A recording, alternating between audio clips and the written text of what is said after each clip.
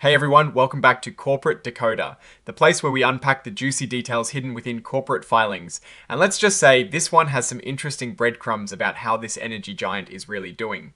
Before we dive in, if you like getting the straight scoop on these massive companies, make sure you are subscribed. And for those who want to connect with fellow enthusiasts and get more insider tips, join our Discord community, link in the description below. Alright, so what we've got here is a current report, sort of like a company's quick update to the public and the SEC, the Securities and Exchange Commission.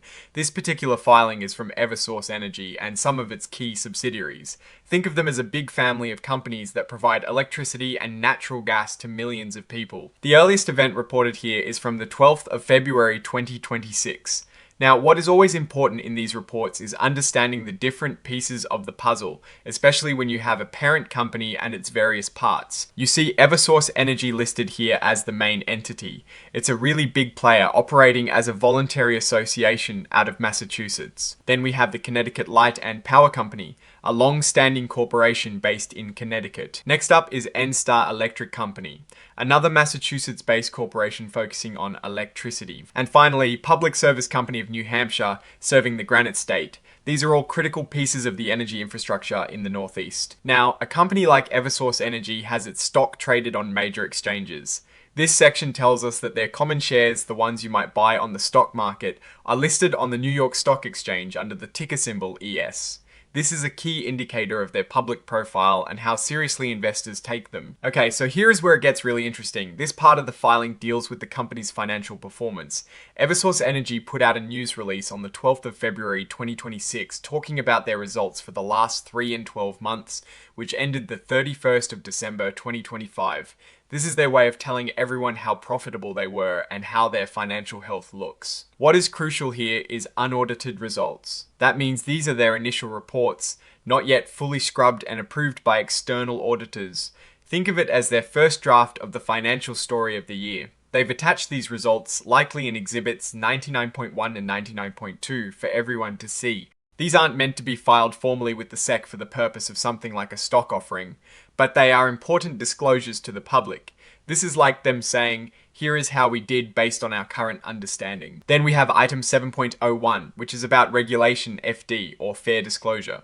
This rule is all about making sure that when a company releases important information, everyone gets it at the same time. No selective insider trading allowed. So on the 13th of February 2026, they are holding a webcast, basically an online presentation, for financial analysts. This is where the top brass will go over the company's financial performance up to the end of 2025.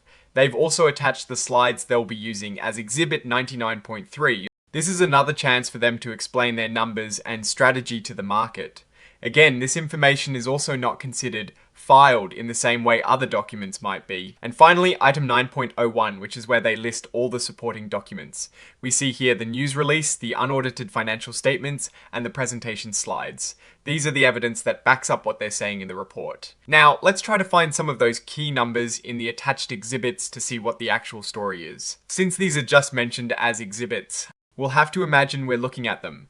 Let's say we're peering into the unaudited consolidated statements of income. Looking at the 3-month period ending the 31st of December 2025, it is important to see how their revenues and costs stacked up against the same period in 2024. If revenues are up and costs are controlled, that is a good sign. For example, if they reported a 5% increase in revenue, that might sound small, but for a company this size, that translates to millions, maybe even billions of dollars in additional sales. And for the full year, comparing 2025 to 2024, and even 2023 gives us a bigger picture of their growth trajectory. Are they consistently growing their top line, meaning their sales? Are their profits growing faster or slower than their sales? That tells us about their efficiency. If their profit margin has contracted, it means they're spending more to earn each dollar, which could be due to rising fuel costs, higher labor expenses, or increased investments in infrastructure that haven't paid off yet. For instance, if we saw their net income decrease by, let's say, 10% year over year, that means they're essentially earning 10% less than they did the previous year. For a utility company, stability is key, so a drop like that, especially if unexpected, could signal underlying issues like increased competition, regulatory pressures, or major capital expenditures that are weighing on short-term profitability. It is like seeing a generally healthy person suddenly having a bit of a cough. You want to know why. The real game here for Eversource and companies like it is managing their massive infrastructure. They're constantly investing in grid modernization, renewable energy, and storm resilience. So, when you look at their financials, you are not just looking at sales. You are looking at the return on these enormous long-term investments.